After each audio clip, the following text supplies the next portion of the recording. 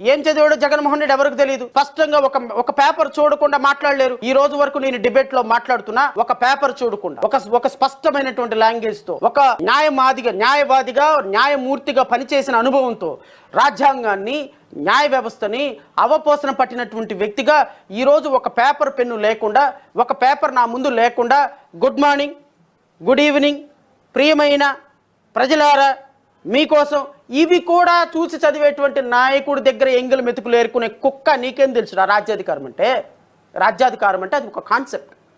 రాజ్యాధికారంలోకి వెళ్ళాలి, ఒక రాష్ట్రానికి ముఖ్యమంత్రి అవ్వాలనేది ఒక డ్రీమ్. నీ బతుక్కి కౌన్సిలర్ అవ్వాలని కూడా లేని నువ్వు, ఎవడో ఒకడు బెంగిలి మెతుకులు వేస్తే ఆ ఎంగిలి మెతుకులతోటి బతకాలనుకునే నీకు డాక్టర్ బిఆర్ అంబేద్కర్ కోటి విలువ ఏం తెలుస్తుంది? అంబేద్కర్ రాజ్యాధికార సాధన ఏం తెలుస్తుంది? నాకు జరిగిందంట అవమానం. ఎవడరా నాకు అవమానం చేసేది? శ్రవణ్ కుమార్ అనేవాడు ఒక స్వతంత్ర జీవి. వెళ్ళాలి అనుకుంటే వెళ్తాడు, మానేయాలంటే మానేస్తాడు, మాట్లాడాలనుకుంటే మాట్లాడతాడు.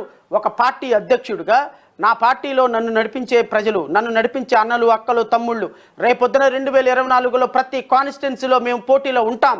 మా పోటీలో ఆపే దమ్ము నీకు కానీ, నీ జగన్మోహన్ రెడ్డికి కానీ, లేకపోతే నువ్వు ప్రతిరోజు మాట్లాడతావే చంద్రబాబు నాయుడికి కానీ ఎవ్వడికి కూడా లేదు.